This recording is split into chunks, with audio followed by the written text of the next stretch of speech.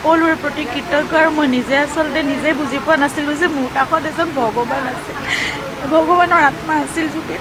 গতিকে আমি চাগে সিমানখিনিলৈকে চিনিয়ে পোৱা নাছিলোঁ জুবিনক, কিন্তু সেই সিমানখিনি মৰম আদৰ নহ'লে মানুহে দিব নোৱাৰে। আৰু জুবিনক মানুহক যেনেকৈ ভাল পাইছিল সেই মৰম আদৰ মানে আমি ভাবিব নোৱাৰা ধৰণে আমি পাইছোঁ, দেখিছোঁ।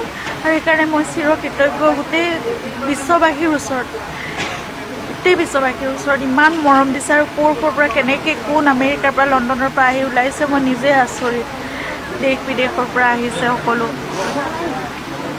জুবিনৰ প্ৰতি সেয়াই মৰম। আৰু এজন শিল্পীয়ে যি পাব লাগে মই ভাবিছোঁ, যেনেকৈ কৈছিল জুবিনে মোৰ জাতি নাই মোৰ ধৰ্ম নাই, তেনেকৈ সকলোৱে দিছে। একো নাছিল তাত, মানে একোৱেই নাছিল অন্য, অকল মানুহ আছিল, অকল মানুহ আছিল জুবিনৰ কাষত। এতিয়াও আছে, মোৰ কাষতো আছে জুবিনৰ কাৰণেই আছে।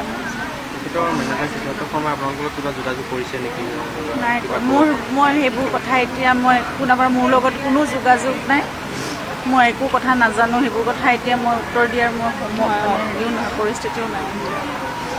মোৰ লগত কোনো যোগাযোগ নাই কাৰণ মোৰ ওচৰলৈ যিখিনি মানুহ আহিছে সম্পূৰ্ণভাৱে মোৰ কাষত পাইছে।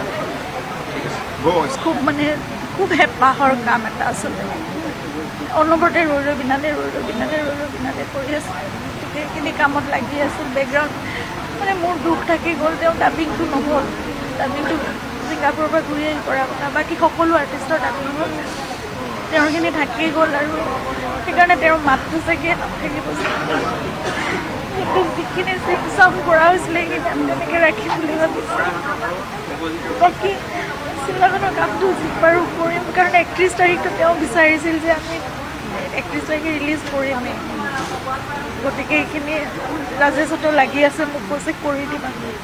কাম আৰম্ভ চাগে কৰিবই কালিৰ ভিতৰৰ পৰা, কালিমানৰ পৰা তেওঁলোকে প্লেন কৰিছে। মই এতিয়া মানে মই নিজে গমেই পোৱা নাই আচলতে কি হৈ আছে, কিন্তু কৰিব লাগিব। মই কৰিলে ময়ো বহুত সুখী হ'ম, আৰু মই জানো তেওঁ বহুত সুখী হ'ব।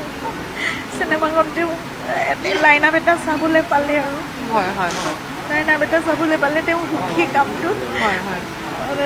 আৰু নিজৰ এষ্টাব্লিছমেণ্ট শ্বটটো মানে নিজে ৰিশ্বুট কৰি গৈছে সেইদিনাখন নিজৰ মতে।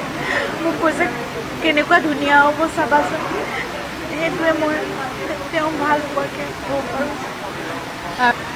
আছে ঠিকে আৰু আছে, এতিয়া বৰ্তমান কণ্ট্ৰলতে আছে। কালি অকণমান অসুস্থ হোৱা দেখিছিলোঁ, হ'বই আৰু এনেকুৱা চিটুৱেশ্যন গৈ তেওঁ মানে বৰ বেয়াকৈ চক পাইছে আচলতে। কাৰণে দেউতাক মানে অলপ অসুস্থ হয় এতিয়া, সেইকাৰণে কথাবোৰ মাজে মাজে ৰিলেট কৰিব নোৱাৰিছিলে। কিন্তু 21 তাৰিখৰ যেতিয়া জুবিন অহাৰ পৰা দেখি আছে, তেতিয়াৰ পৰা তেওঁ মানে সেই পাহৰিব পৰা নাই মানে একো কথা এটাই, কাৰণে সুস্থ কৰিছে তেওঁৰ লগত। আৰু সময়ত পিন্ধি থকা সেই আঙুঠি চাঙুঠিখিনি মোৰ হাতত আছে। তেওঁ এটা আঙুঠি বহুত বছৰ ধৰি পিন্ধি আছিলে। তেওঁ যিহেতু বৰ নিজে ৰজাৰ নিচিনাকৈ থাকে ন, মানসিকতাটো তেওঁ তেনেকুৱা। তেওঁ ইজিপ্তৰ স্ফিংছ এটা আঙুঠি পিন্ধি থাকিছিল, সেইটো মই মোৰ লগত মই ৰাখিছোঁ। তাৰ বাহিৰে তেওঁৰ প্ৰিয় বস্তু সকলোবোৰ প্ৰিয় বস্তু, যিমানে যি উপহাৰ দিয়ে সকলো তেওঁৰ কাৰণে প্ৰিয়। গতিকে সকলোবোৰ বস্তু হ'ব। Thank you. আপুনি বহক।